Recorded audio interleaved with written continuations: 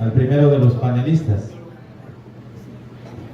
Es el maestro Javier Monterroso Castillo, que se encuentra a mi izquierda, a la derecha de ustedes. Él es licenciado en Ciencias Jurídicas y Sociales, maestro en Derecho Constitucional por nuestra Casa de Estudios, Universidad de San Carlos de Guatemala.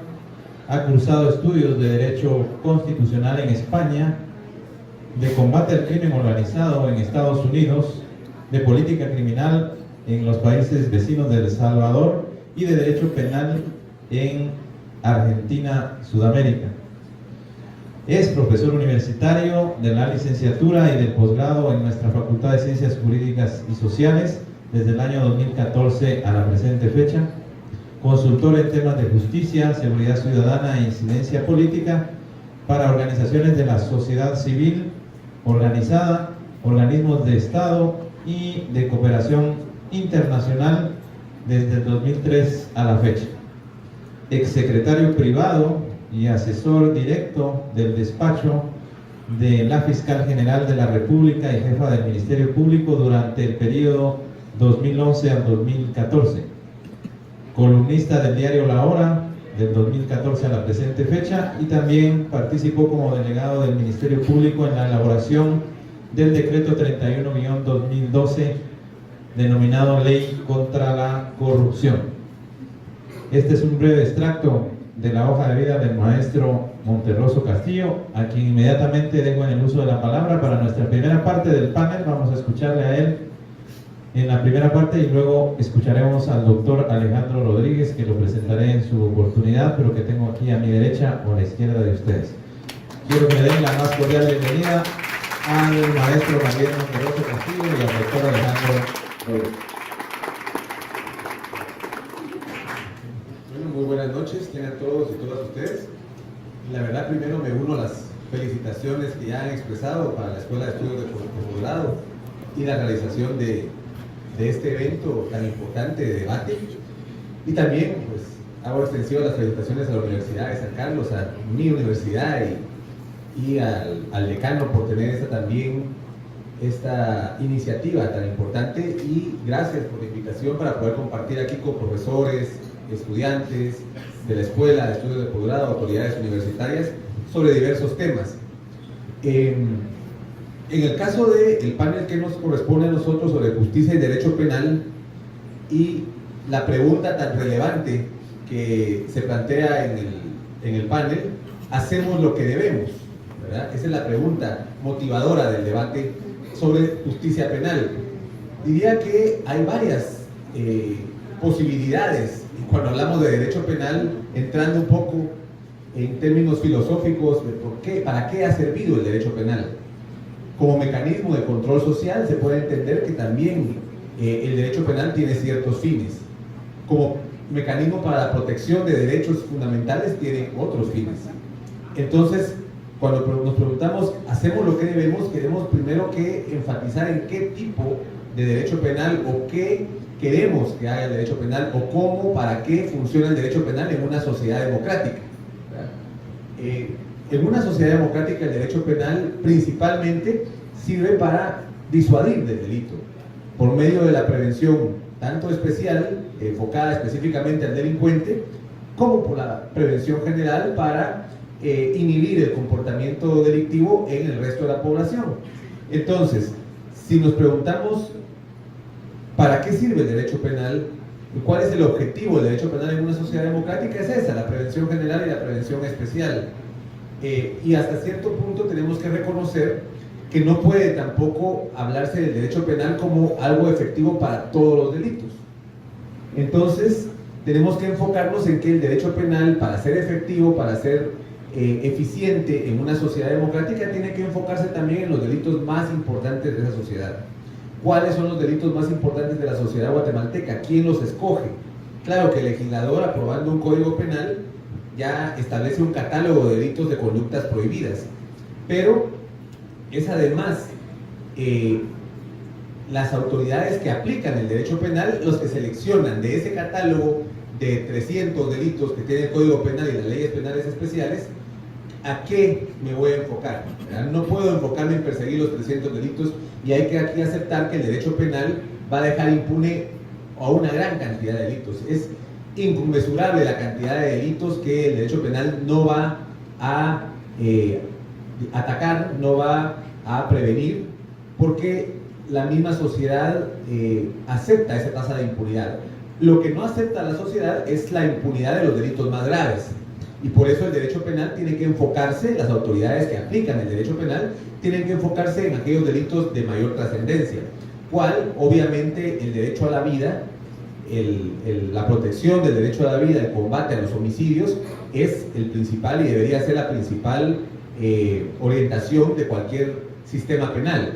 Que no se cometan homicidios, que se castiguen los homicidios cometidos, ¿verdad? Se puede, como digo, aceptar la impunidad en los delitos de estafa, en los delitos, hasta en ciertos delitos patrimoniales, pero no en los delitos contra la vida. Pero además, lo que autores como Boaventura de Sousa ha calificado como el crimen del siglo XXI, o aquellos delitos que son tan graves porque se cometen por los órganos políticos, por las autoridades, por aquellos que tienen que velar específicamente por el cumplimiento de la ley. Ese tipo de delitos tampoco los puede dejar impune el sistema penal. Y a esos delitos, entre todos los que cometen las autoridades públicas, tiene principal importancia el tema de delitos contra la corrupción, ¿verdad? El cohecho, la corrupción, el soborno de los altos funcionarios son sumamente importantes. Entonces podemos decir que dentro del gran catálogo de delitos, en un sistema penal como el guatemalteco, los delitos contra la vida y los delitos de corrupción son dos de las prioridades para el sistema penal. Y lo que voy a hacer en mi exposición es explicar cómo el sistema guatemalteco, cómo el sistema de justicia guatemalteco está abordando esas dos prioridades, el tema de delitos contra la vida y el tema de delitos contra la corrupción, y responder un poco a esa pregunta: ¿hacemos lo que debemos como sistema penal? Y para eso también quisiera plantear la discusión en varios campos. Primero, en el derecho penal sustantivo, el Código Penal y las leyes penales especiales. Por otro lado, el derecho procesal, en nuestro Código Procesal Penal y las leyes especiales que también contienen disposiciones procesales. Y desde otro punto de vista más institucional. Así que esa será una discusión más orientada hacia la sociología del derecho, hacia cómo funcionan los mecanismos y qué se ha hecho en Guatemala en los últimos años para combatir esos dos delitos, delitos contra la vida y delitos contra la corrupción. Partamos de la realidad que tenemos un código penal del siglo pasado, ¿verdad? Nuestro código penal de 1973, totalmente desfasado, ¿verdad? Y lo platicábamos con el doctor Gutiérrez al terminar su exposición, ¿verdad? Que la Constitución es de 1985, pero nuestras leyes ordinarias todas son del siglo pasado, incluyendo anteriores a la Constitución, todas, incluyendo nuestro Código Penal. Hay contradicciones en el Código Penal y en la Constitución y en los instrumentos internacionales de derechos humanos. El tema de la pena de muerte es uno de ellos, que la Corte de Constitucionalidad ya avanzó en la resolución de esto, pero es una muestra nada más de los muchos problemas que tiene nuestro Código Penal.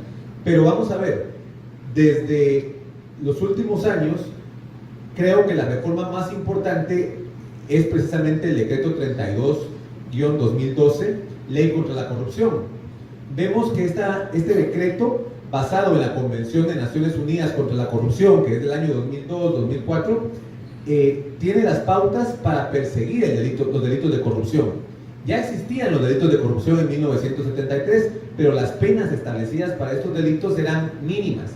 Recordemos, por ejemplo, la condena que se le dio al expresidente del Congreso, Eduardo Meyer, por la pérdida de 31 millones de quetzales en el Congreso, fue de una multa, ¿verdad? Por el delito de, en este caso, peculado culposo, creo que fue.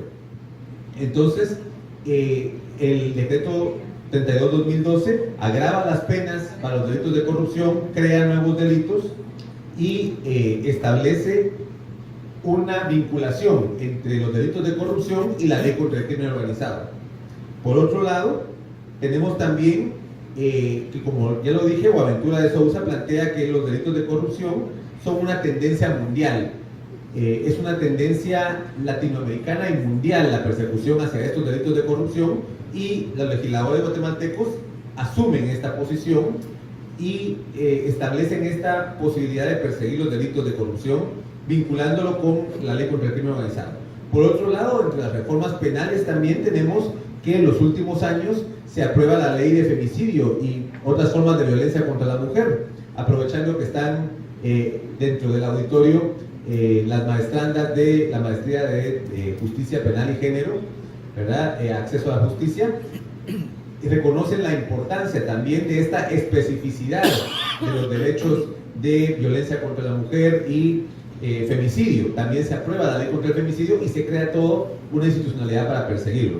Pero en términos de derecho sustantivo penal, quisiera recalcar que en los últimos años se aprueba la ley contra la corrupción y la ley de violencia contra la mujer como los dos grandes elementos en este tema del derecho penal. Pasando al tema del derecho procesal penal, vemos también que se han hecho reformas que van orientadas a agilizar los procesos penales, ¿verdad? El gran tema, como lo planteará después el doctor Rodríguez, en el tema del derecho procesal penal es la duración de los procesos. ¿Cuánto duran? Digamos, nuestro Código Penal, Procesal Penal garantista, establece el derecho de defensa, la oralidad, pero no se tocó en el fondo cuando se aprobó en 1992 el tema de los tiempos procesales, no se pensó como una prioridad. Por eso las reformas del 2007, 2011 y 2014 en el Código Procesal Penal lo que buscan es agilizar los procesos penales, fortalecer la oralidad, hacer más fuerte todavía los derechos de las víctimas, ¿verdad? Sobre todo para el tema de querellantes, y esto está íntimamente relacionado también con lo de la violencia contra la mujer, ¿verdad? Muchas mujeres no podían ser querellantes adhesivas o renunciaban en el término del proceso. Entonces el Código Procesal Penal, dentro de las reformas, establece mayores facilidades para que las mujeres o grupos vulnerables sean querellantes adhesivos. Una mayor amplitud de los derechos de las víctimas reconocidos en el Código Procesal Penal. Luego tenemos todas las reformas procesales penales con el objeto de perseguir la criminalidad organizada. Y en ese sentido, la más importante es la Ley contra el Crimen Organizado, Ley contra la Delincuencia Organizada, aprobada en el año 2006, donde se establecen las figuras de asociación ilícita, como digamos, la figura reina para perseguir la criminalidad organizada, basado en los convenios de Palermo, y también basado en los convenios de Palermo, todo el sistema de escuchas telefónicas, testigo colaborador, agentes encubiertos y entregas vigiladas, de las cuales solo se han implementado en Guatemala 2, escuchas telefónicas y testigos colaboradores. Al principio estas figuras utilizadas para combatir los secuestros, el narcotráfico, pero después otra vez utilizadas para combatir el tema de la corrupción, y vemos todos los casos que en los últimos años han salido vinculados con escuchas telefónicas o testigos colaboradores. Entonces lo que estamos viendo es la configuración de un sistema penal desde diversas leyes, aprobándose diversas leyes en diversos momentos, en diversos años, un sistema penal más efectivo para combatir la corrupción y la violencia contra la mujer. Por otro lado, se aprueba en el año 2009 la Ley de Tribunales de Mayor Riesgo, que se crea una jurisdicción específica con jueces más protegidos, con jueces con una mayor cobertura política, social, de seguridad para perseguir los crímenes más graves. Y en el catálogo de delitos de los crímenes más graves se incluyen también los temas de corrupción, los temas de homicidios y temas de criminalidad compleja. Además, se aprueba también la Ley de Extinción de Dominio, con lo cual se busca privar a los narcotraficantes y a los delincuentes de delitos graves de los bienes producidos por el delito. Entonces, una respuesta preliminar a la pregunta de ¿hacemos lo que debemos? Es, si se dan cuenta, en materia penal, aprobación de leyes sustantivas, se han aprobado leyes importantes para combatir la corrupción, se han aprobado leyes importantes para combatir la violencia contra la mujer, y se han aprobado leyes importantes para combatir el narcotráfico y el crimen organizado. Pero, ¿qué pasa también desde el punto de vista institucional, que es el último marco referencial al que quiero aludir? Las instituciones que ha ido creando el Estado guatemalteco para combatir la delincuencia, para hacer más eficiente la justicia penal. Y estas instituciones, cabe destacar en el año 2007 la creación del Instituto Nacional de Ciencias Forenses, el INACIF, ¿verdad? Ya existían en necropsias, ya existían análisis dactiloscópicos y también ya existían pruebas de toxicológicas, etcétera, pero estaban dispersas. Unas estaban en el organismo judicial, otras en la Policía Nacional Civil, otras en el Ministerio Público. Lo que se hace en el año 2007 es concentrar todo esto en una sola institución y dotarla de recursos. Y otra vez, ¿para qué se dota de recursos? ¿Para qué se crea el INASIF? Para enfrentar el otro gran tema pendiente todavía, que eran los delitos contra la vida. Y ahora ya se cuenta con pruebas científicas, las pruebas de balística, el sistema IBIS, las pruebas de ADN, las pruebas psicológicas también para combatir el tema de violencia contra la mujer. Entonces, lo que yo quise dar a entender con esta exposición de lo que se ha logrado hasta ahora es decir que sí, en buena medida el Estado de Guatemala está haciendo lo que debe, estamos haciendo lo que debemos para combatir los delitos más importantes. ¿Y cuáles son los delitos más importantes? Delitos contra la vida, delitos contra las mujeres y delitos contra la corrupción y crimen organizado, ¿verdad? Entonces toda la institucionalidad se ha movido en el término de Guatemala, aprobación de leyes, creación de presupuestos, se ha fortalecido muchísimo al Ministerio Público como la institución encargada de la persecución penal. El Ministerio Público que tenemos actualmente es muy diferente al Ministerio Público que se tenía hace 10 años. Tiene casi el doble de presupuesto, casi el doble de personal, pero además tiene una unidad de escuchas telefónicas muy fuerte, una unidad de análisis para repensar el delito y fiscalías como la Fiscalía de Delitos contra la Vida, la Fiscalía de Delitos contra la Mujer, que han alcanzado, digamos, más de 100 personas trabajando para esclarecer estos delitos.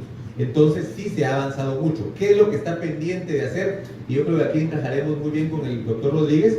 Lo que está pendiente de hacer es el tema de mejorar la investigación criminal para todos los delitos, no solo para algunos delitos seleccionados como lo he planteado, y para eso se creó una Dirección General de Investigación Criminal en el año 2013 que no se ha puesto a operar. El otro gran tema pendiente es el tema del sistema penitenciario, ¿verdad? Tenemos todavía las cárceles abandonadas, de nada sirve o de poco sirve meter gente a la cárcel si va a llegar a un sistema donde no hay ninguna posibilidad de resocialización, reinserción social, si no hay ninguna posibilidad de que esa persona salga después a integrarse a la sociedad. Ahí es donde no estamos haciendo lo que debemos, ¿verdad? Respondiendo a la pregunta original del conversatorio, estamos haciendo lo que debemos y hemos avanzado mucho en ciertas áreas. Hay otras áreas pendientes. Una de las grandes es el tema del sistema penitenciario, que entiendo que será objeto también de otra jornada de estas en los próximos días, el tema de prisión preventiva, sistema penitenciario. Y otro gran tema pendiente es el tema de cuánto duran los procesos penales, ¿verdad? Definitivamente, si la justicia no es pronta y cumplida, no es justicia. Tenemos casos complejos. Se entiende que un caso importante como el caso La Línea o el caso de cooptación del Estado duren 3, 4, 5 años. Es parte de lo normal en casos de criminalidad compleja, pero lo que no es normal es que el promedio de duración de un caso penal sea más de un año de duración. Creo que todavía está por ahí. El doctor Rodríguez creo que nos podrá explicar cuánto dura un proceso penal, pero ese es otro de los grandes temas pendientes, ¿verdad? Como conclusión de mi exposición, creo que el sistema penal guatemalteco está haciendo lo que debe y como sociedad en ese sentido hacemos lo que debemos. Y aquí hay que reconocer que incluso cuesta reconocer, pero el Congreso de la República ha logrado algunos avances importantes en los años anteriores, hay que decirlo también. Del 2015 para acá es muy poco lo que se ha avanzado en ese tema, pero antes de eso el Congreso de la República aprobó una serie de leyes, creó instituciones, dotó de presupuestos y se ha invertido mucho en el combate a estos delitos, los más graves, pero todavía tenemos algunos temas pendientes que yo creo que serán objeto después de discusión. Muchas gracias.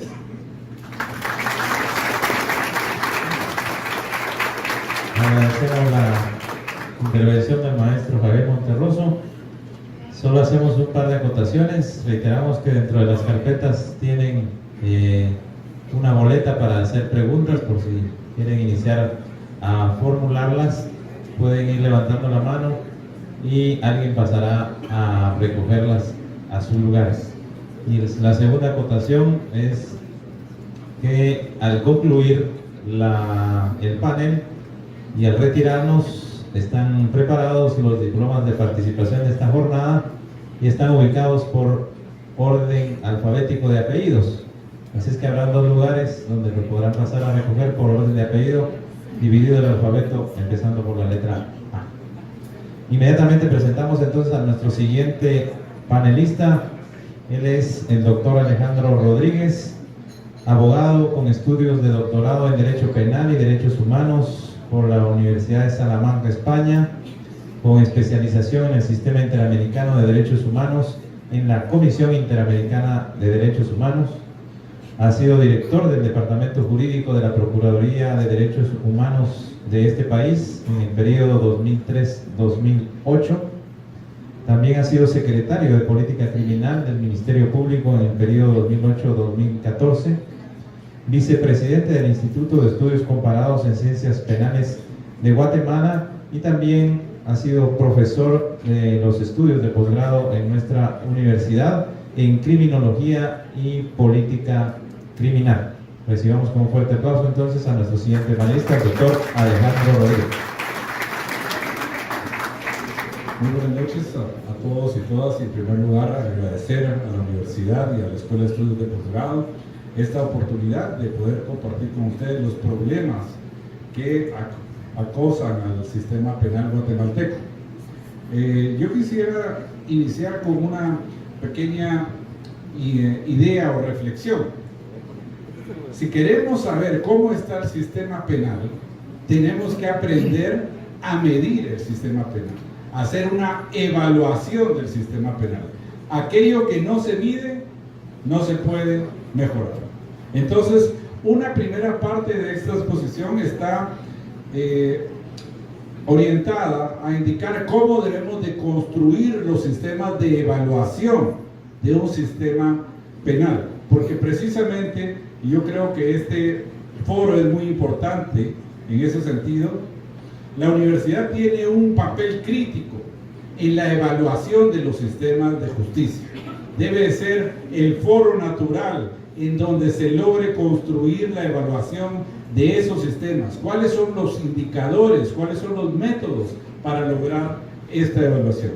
En ese sentido, nosotros hemos estado trabajando y con la Universidad de San Carlos, precisamente, y la Universidad de Landívar, se hizo un elemento que fue el Observatorio Judicial de la Justicia Penal en Guatemala.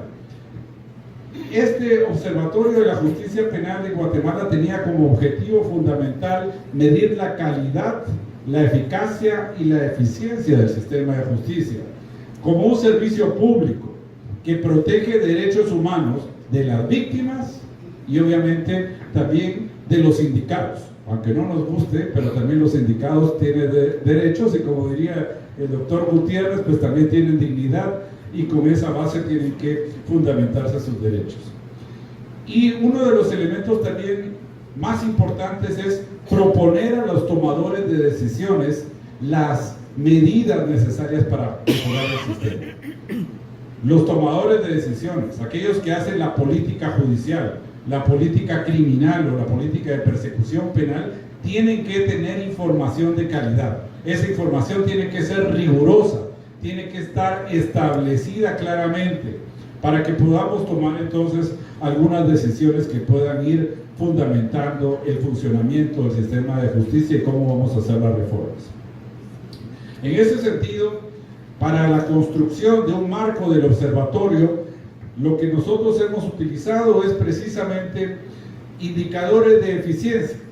Por ejemplo, los estudios de eficiencia del Instituto Europeo, la Comisión para la Eficiencia de la Justicia, el CEPEJ, con sede en Estrasburgo, y también el Centro de Justicia de las Américas. Ambos nos están dando indicadores específicos de qué es lo que debemos evaluar en un sistema de justicia. Adicionalmente, nosotros creemos que es muy importante los estándares internacionales en materia de debido proceso penal. Es decir, debemos de ver el Sistema Universal Interamericano de Derechos Humanos y no podemos negar, Guatemala tiene 24 sentencias de la Corte Interamericana de Derechos Humanos que le han indicado que su sistema de justicia no funciona. Y cuando uno se pregunta y dice, bueno, ¿cuál es el problema, cuál es la situación actual del sistema de justicia? Ya está hiperdiagnosticado en estas 24 sentencias, porque ahí nos han indicado cuáles son los elementos que tenemos que mejorar. Pero me voy a referir a ello más adelante cuando miremos en las propuestas de reforma. Lo importante, digamos, cuando medimos un sistema de justicia, lo vamos a ver en el sentido de que es, en primer lugar, indicadores de legalidad, indicadores de debido proceso, de calidad, de desempeño y de eficacia. Cuando hablamos de indicadores de legalidad, este es un punto pendiente todavía en la construcción nacional, es cómo logramos una jurisprudencia que pueda darnos certeza y coherencia intersistemática en la construcción de las decisiones judiciales. Porque si algo caracteriza todavía al sistema nacional es la discrecionalidad o la arbitrariedad en las decisiones. De hecho, o sea, como diría Belsel, todavía impera el acaso o la arbitrariedad de nuestras decisiones. La dogmática no se ha convertido en esa herramienta que permita garantizar decisiones que sean perfectamente racionales, comprensibles y previsibles en el sistema. Porque una dogmática en donde no se puede predecir cuál va a ser el concepto, cuál va a ser el resultado final de una decisión, es una dogmática que todavía está en sus primeros pasos. Quisiéramos indicar que los indicadores de legalidad tenemos en primer lugar ver lo que es la motivación fáctica, probatoria, jurídica y dispositiva. O sea, tenemos que hacer un análisis sobre estos indicadores. Y en cuanto a los indicadores de análisis en este sentido, lo que buscamos es determinar si realmente los tribunales están tomando decisiones con base a las pruebas y a hechos que están claramente descritos.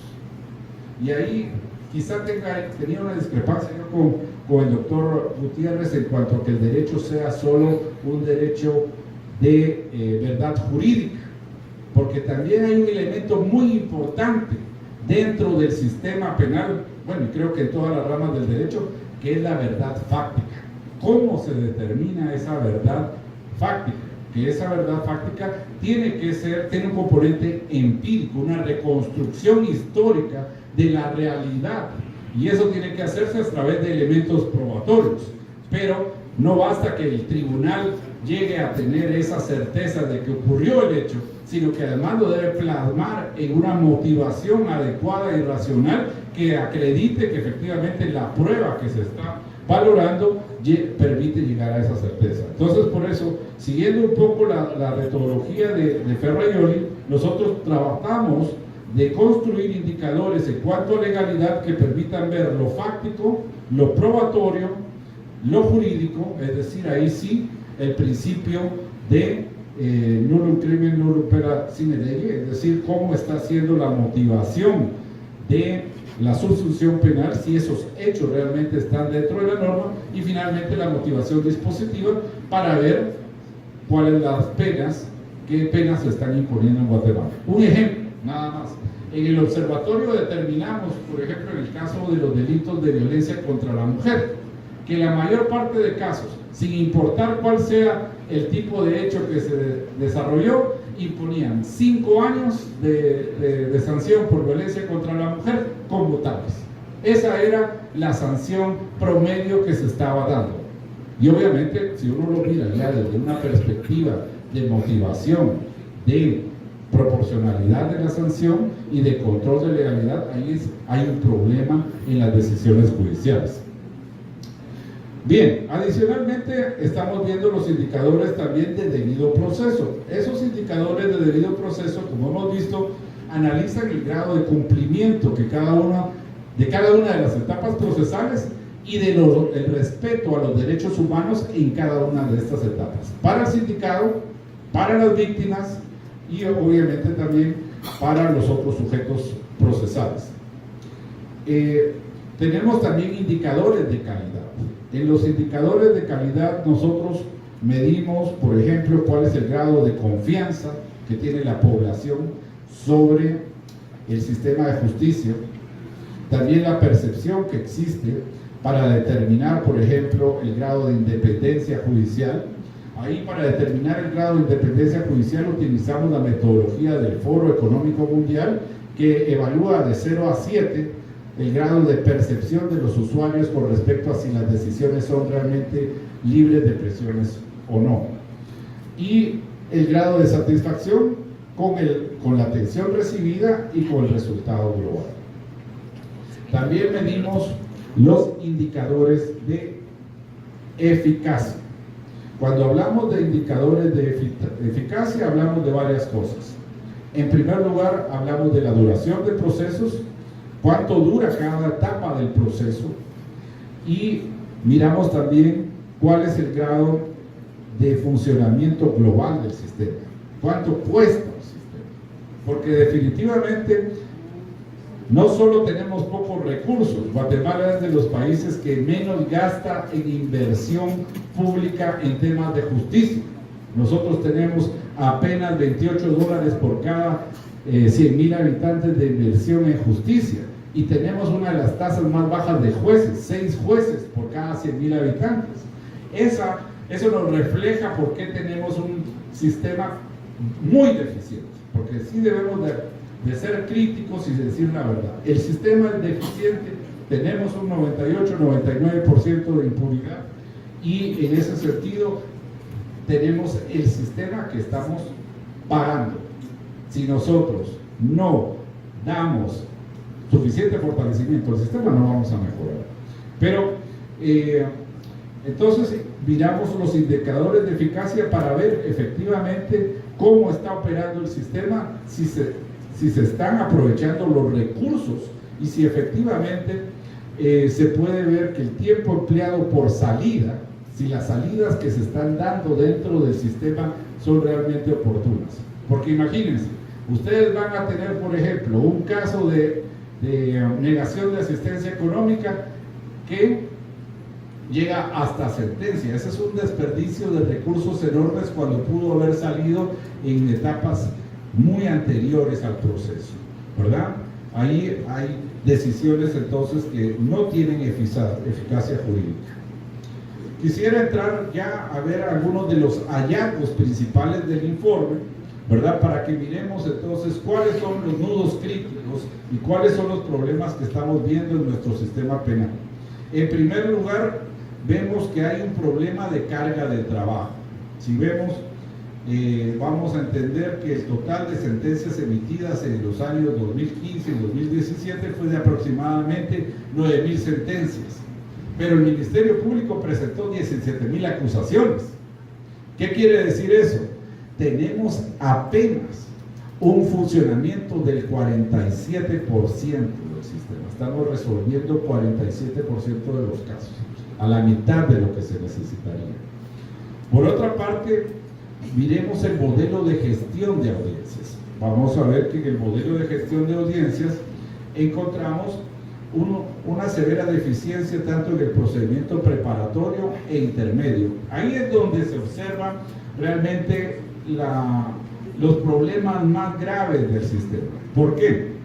Imagínense, un sistema en donde el 65% de las audiencias se realizan y el 35% de audiencias no se realiza, se suspende. Eso es demasiado alto para un sistema.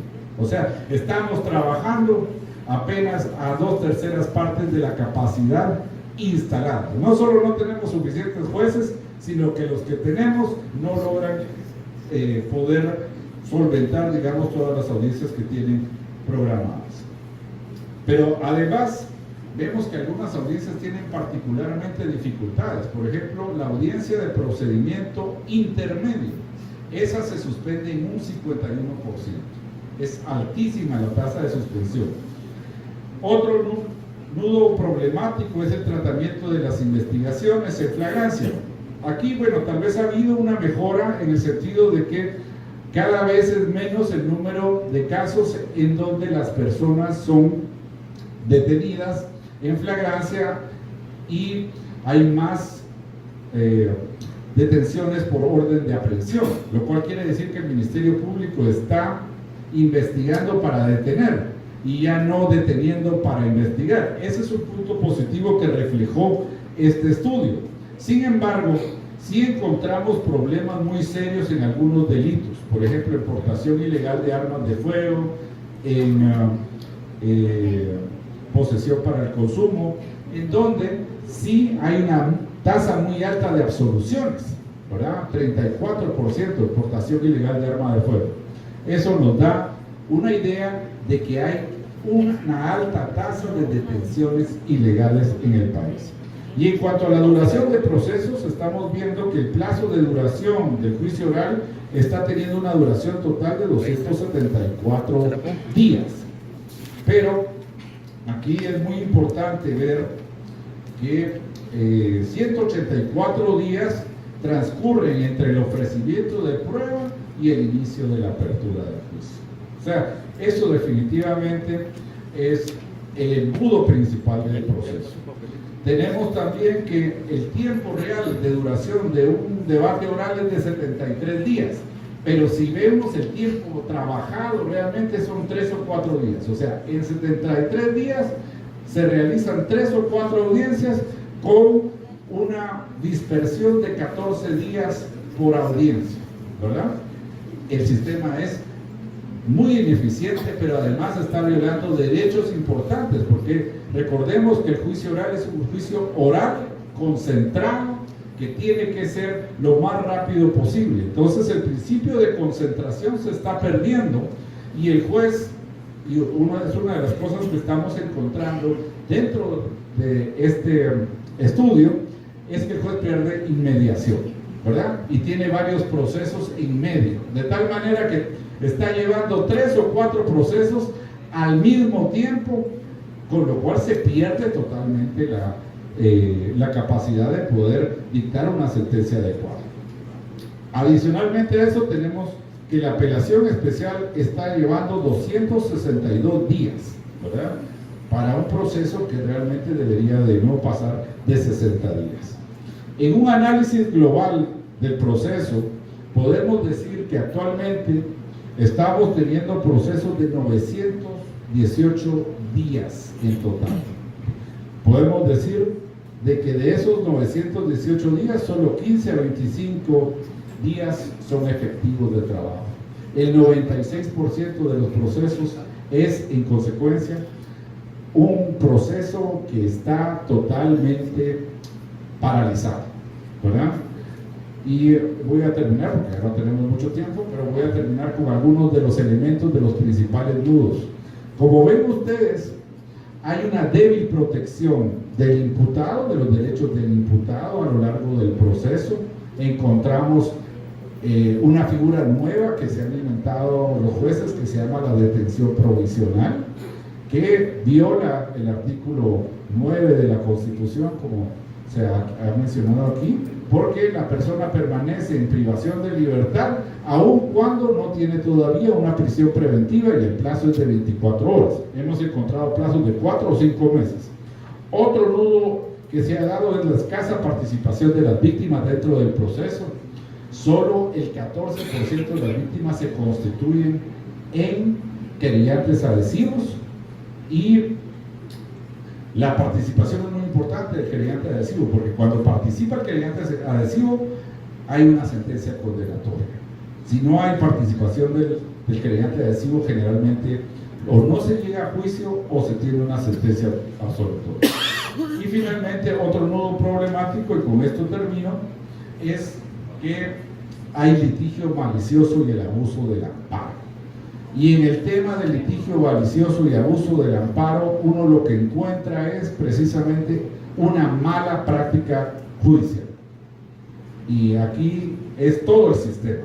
Guatemala fue condenada por la Corte Interamericana de Derechos Humanos por el abuso del amparo. Y se le ordenó por parte de la Corte que tenía que modificar el amparo. Y sin embargo no lo ha hecho. Y esto es lo que ha permitido entonces que las decisiones judiciales queden paralizadas.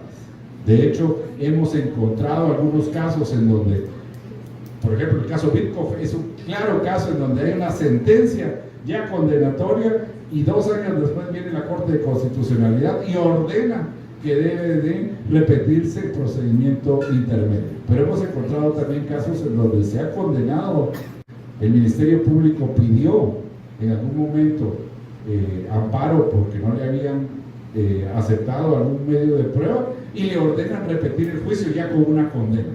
Eso es totalmente absurdo que un sistema tenga este tipo de abusos.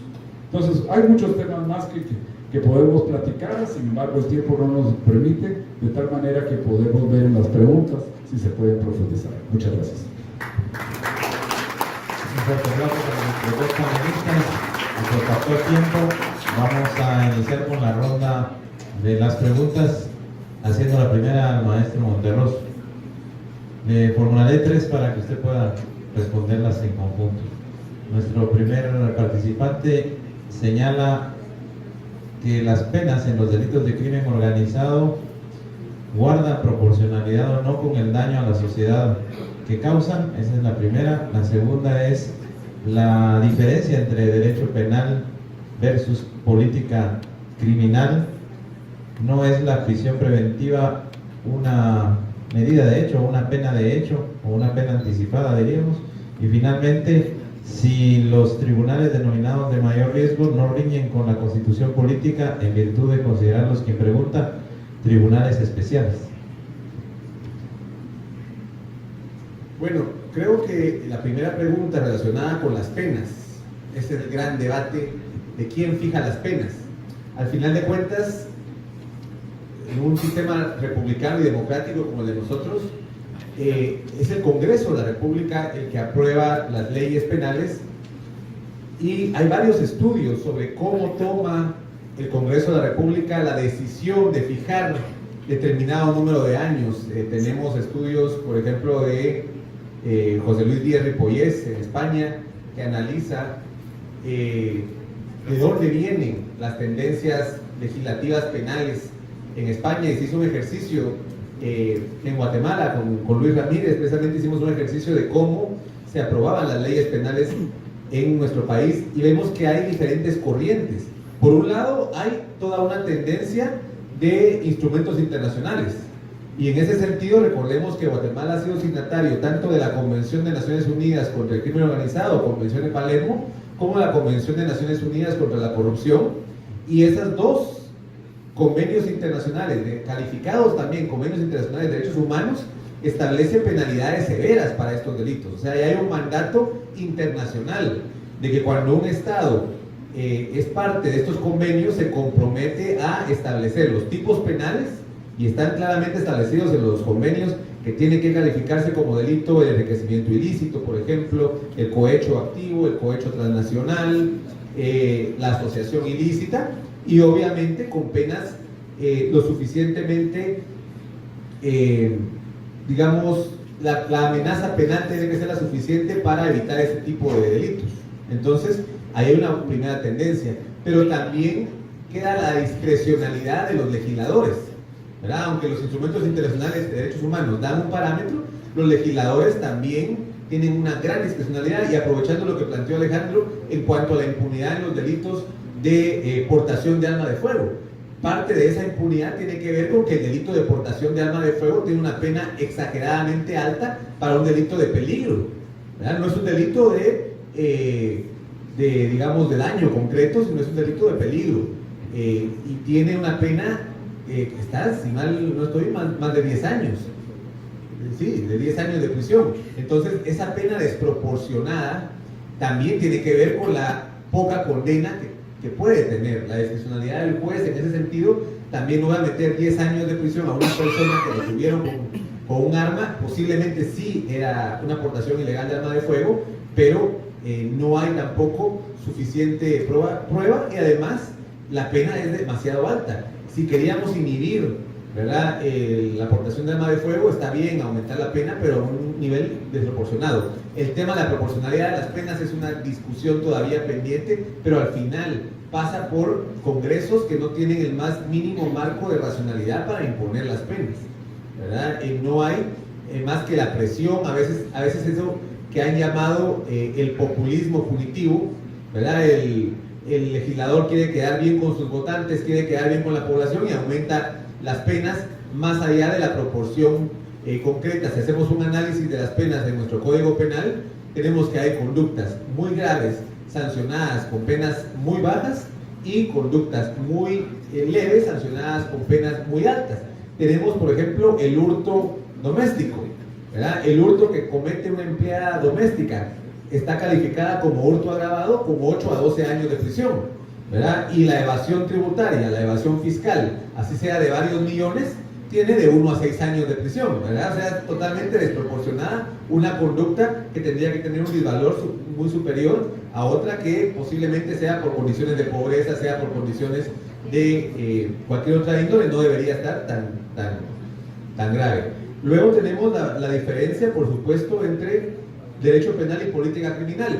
Siguiendo a Roxin y siguiendo a Binder, podemos calificar a política criminal como el conjunto de decisiones del Estado, decisiones políticas del Estado para enfrentar el fenómeno criminal, ¿verdad? Y en ese sentido serían decisiones de política criminal desde aprobar una ley, es una decisión de política legislativa penal, pero que es parte de la política criminal, hasta establecer una fiscalía en un determinado municipio. Es una decisión de política criminal también, que la toman órganos distintos. Es decir, la política criminal es el gran marco. El derecho penal, ¿verdad?, que entendemos nosotros como el que está establecido en los códigos penales, es el que establece cuáles son las conductas castigadas, cuáles son las conductas prohibidas. Y definitivamente la otra parte de la pregunta sobre la prisión preventiva es una pena de hecho. Bueno, aquí estamos en los grandes problemas que tenemos en nuestro sistema penal actual. La prisión preventiva se ha convertido, como todos lo sabemos, en la regla y no la excepción, a pesar de que el Código Procesal Penal plantea alternativas a la prisión preventiva, pero estas alternativas quedan a discrecionalidad judicial y hay también otra vez un cierto populismo penal, ¿verdad?, que todo mandarlo a prisión preventiva cuando hay personas que por su historia, por su trayectoria, se nota que no van a escapar del proceso penal. En los últimos casos, por ejemplo, de impacto, hubo gente que incluso regresó de otros países cuando se supo acusada, se enfrentó al sistema penal y de todos modos los mandaron a prisión preventiva, ¿verdad? Las cárceles saturadas, ya hay alternativas a la prisión preventiva, se aprobó la ley de brazaletes, pero aquí caemos en otra de las preguntas: ¿cuál es la responsabilidad del organismo ejecutivo por el incumplimiento? Hasta la fecha el organismo ejecutivo no ha aprobado el reglamento de brazalete electrónico, ¿verdad?, que podría descongestionar las cárceles, la prisión preventiva en Guatemala. Entonces tenemos también un incumplimiento a nivel reglamentario. Y por último, ¿verdad?, el tema del conflicto entre el artículo 12 de la Constitución Política y la Ley de Competencia Penal en procesos de mayor riesgo, en cuanto a que ninguna persona puede ser juzgada por tribunales especiales. Aquí hay que ver si, en primer lugar, se puede considerar al tribunal de mayor riesgo como un tribunal especial. Hay que tener claro que el tribunal de mayor riesgo, lo que se pretende, por lo menos en el espíritu de la ley, es crear un tribunal con mayor seguridad para los jueces, no jueces carceleros, ¿verdad?, sino un tribunal que conozca de delitos complejos, de delitos que están vinculados con criminalidad organizada, que necesita mayor protección para los jueces que van a conocer esos delitos. Esas son cuestiones fácticas. El problema es el proceso de selección de los jueces, ¿verdad? Los tribunales de alto impacto, igual que todos los tribunales, igual que las magistraturas, igual que todos los cargos en el organismo judicial, deberían ser por concurso de oposición, ¿verdad? Todos los cargos deben ser por concurso, incluyendo estos, pero no ha sido hasta ahora así la práctica, sino que la decisión de la Corte Suprema de Justicia de nombrar a este juez o a este otro juez de mayor riesgo es una decisión arbitraria que todavía no se sabe cómo la toman y que en ocasiones obedece a presiones externas, hay que ser claro en ese sentido. Y ahí es uno de los grandes pendientes también en nuestro sistema, la selección de jueces y magistrados. No podemos decir que el sistema va a ser eficiente si los jueces y los magistrados no son seleccionados mediante mecanismos abiertos de concurso, y estamos a poco más de un año, a poco menos de un año de que se seleccione otra vez a los magistrados de apelaciones, y el sistema constitucional se presta al clientelismo, al nepotismo, a la corrupción para nombrar magistrados y también, aunque en menor medida, para nombrar jueces, incluyendo jueces de alto impacto. Mientras el Congreso de la República siga manteniendo el nombramiento de magistrados de apelaciones, mientras que se siga manteniendo este sistema, no vamos a poder tener en verdad jueces y magistrados independientes. Bien, agradecemos la intervención del maestro Monterroso y vamos a cerrar el panel haciendo las preguntas dirigidas al doctor Rodríguez. La primera es una contradicción a una afirmación hecha por el doctor Rodríguez, en el sentido de que quien hace o formula la pregunta sostiene que no es falta de jueces penales, sino lo que hace falta es mayor supervisión por parte del ente disciplinario del organismo judicial, puesto que señala que hay jueces que no laboran en los departamentos ni el día lunes ni el día viernes. La otra pregunta es si puede un juez imponer una pena menor a la estipulada en el Código Penal o por concurso real, si la misma afecta la dignidad humana. Esta pregunta. Y cerramos con dos consultas respecto a la corrupción por inacción. Si es corrupción también que el gobierno o el organismo ejecutivo no cumpla con sus obligaciones. Y una muy interesante consulta, me parece interesante para cerrar, si estamos pasando con la promulgación de las últimas leyes a una globalización judicial, es decir, a una justicia globalizada. Gracias. Bueno, la primera pregunta me parece muy importante y yo creo que por eso existe el observatorio judicial, ¿verdad? Para medir. Entonces, la pregunta es si realmente necesitamos más jueces o no, y si los jueces están haciendo lo suficiente o no. Definitivamente hay un componente dentro del observatorio que es la eficacia y eficiencia del operador de justicia. Hemos encontrado que muchas judicaturas efectivamente o no trabajan los fines de semana, o por lo menos no trabajan o no agendan audiencias los viernes en la tarde, por ejemplo.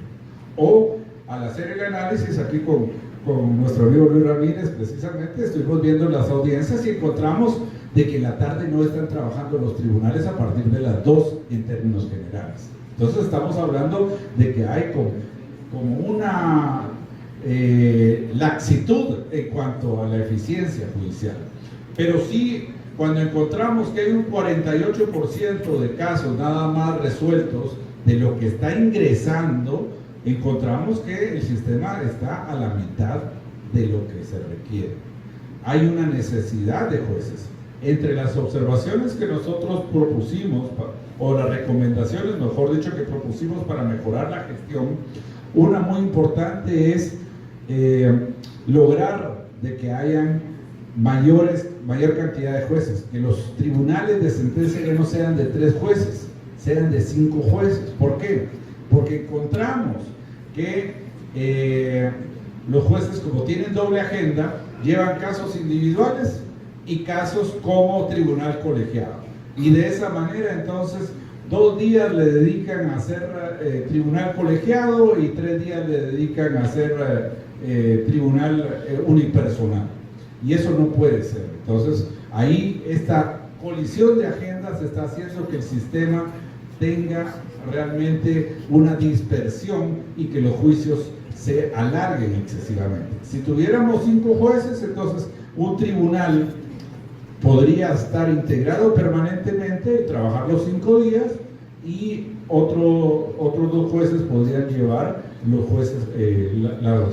juicios unipersonales sin tener que entonces sacrificar esta agenda. Otro tema muy importante es si puede un juez imponer una pena menor a la estipulada en el Código Penal, concurso real, dice, si la misma afecta a la dignidad humana. Bueno, aquí lo que uno tendría que analizar es el principio de prohibición de exceso, tal y como lo ha hecho el Tribunal Constitucional alemán. Es decir, en ciertos casos, de conformidad con la culpabilidad específica que tenga el sujeto, cuál es la gravedad del hecho, se puede entender que una pena puede ser desproporcionada si efectivamente el nivel de injusto es mínimo. Y entonces sí podría el juez, aplicando esta doctrina de prohibición de exceso, aplicar una sanción que fuera inferior, digamos, a establecida legalmente, porque la culpabilidad es una categoría graduable y la culpabilidad, según dice la doctrina, nadie puede ser castigado sin culpabilidad ni puede ser castigado más allá de la culpabilidad. Entonces, la doctrina del Tribunal Constitucional de Prohibición de Exceso lo que nos dice es en aquellos casos en donde se imponga una pena superior a la culpabilidad que se amerita en el caso concreto, sería una pena desproporcionada y agraviante. También nos indican aquí cuál es su posición respecto a la corrupción por inacción del organismo ejecutivo. Existen obligaciones que incumple o no observa con eficacia y así se afectan derechos fundamentales. Definitivamente estamos hablando de que solo con ver situaciones como el hogar seguro, por ejemplo, donde los funcionarios públicos no tienen las capacidades y las cualidades que se requieren para poder operar dentro de ese sistema. El presidente nombra a dedo, discrecionalmente a sus amigos, no porque tengan las calidades, sino por compromisos clientelares. Ahí lo que tenemos es definitivamente problemas de alta corrupción. La Secretaría de Bienestar Social era la caja chica del presidente. O sea, ahí meten a todos los amigos, a todas las personas que hicieron campaña, etc. Y mientras no tengamos carrera judicial, ¿verdad?, no tengamos carrera pública, tanto en la Secretaría de Bienestar Social, en el sistema penitenciario, en todos los lugares que realmente hay una meritocracia, nosotros vamos a tener estos sistemas de corrupción. Y eso en sí mismo, el hecho de estar haciendo nombramientos ilegales, constituye una forma de corrupción que tiene unos resultados concretos muy graves en la violación de derechos humanos. Porque como esa gente no sabe cómo trabajar, precisamente ocasiona que se den situaciones como la del hogar seguro, en donde se quemaron a 41 niñas. Finalmente dice, con la promulgación de las últimas leyes, ¿podríamos pensar que nos acercamos a una globalización judicial? Sí, efectivamente, hay dos vías de globalización a mi criterio. Primero, a través de las convenciones internacionales. Vemos que hay una convención contra la corrupción, hay convenciones sobre muchos temas, convención contra el terrorismo, convención americana de derechos humanos. Hoy hablamos de un principio que es el principio de convencionalidad. Las decisiones de la Corte Interamericana de Derechos Humanos son obligatorias para todos los tribunales del continente. Entonces, un tribunal constitucional no puede venir y oponerse a lo que ha dicho la Corte Interamericana de Derechos Humanos. Eso sería entonces ya una aporía dentro del sistema y generaría una responsabilidad internacional por parte del Estado. Ya lo ha dicho la Corte Interamericana en su opinión consultiva número 16 sobre responsabilidad internacional. Tanto la promulgación de una ley como la aplicación de una ley contraria a la convención generan responsabilidad internacional. Entonces, el sistema jurídico está vinculado ya a las decisiones tanto de la Corte Interamericana de Derechos Humanos como del Comité de Derechos Humanos de Naciones Unidas, que también interpreta el Pacto Internacional de Derechos Civiles y Políticos. Bien, y de esta manera quiero que con un aplauso despidamos a nuestros dos panelistas, pidiéndole al señor director de la escuela y al señor decano la posibilidad de subir justamente con el licenciado Chacón, secretario académico, y el doctor Neri Muñoz, consejero de la escuela, para que ellos puedan hacer la entrega de las distinciones a nuestros dos panelistas, a quienes luego pasen al frente de la mesa para la entrega respectiva. Agradeciendo a cada uno de ustedes por este esfuerzo y reiterando que no olviden pasar con su diploma de participación.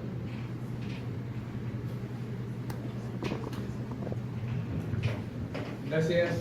Voy a tener el gusto de entregarle al doctor Alejandro Rodríguez el diploma por su participación el día de hoy. Doctor, muchas gracias. Excelente exposición.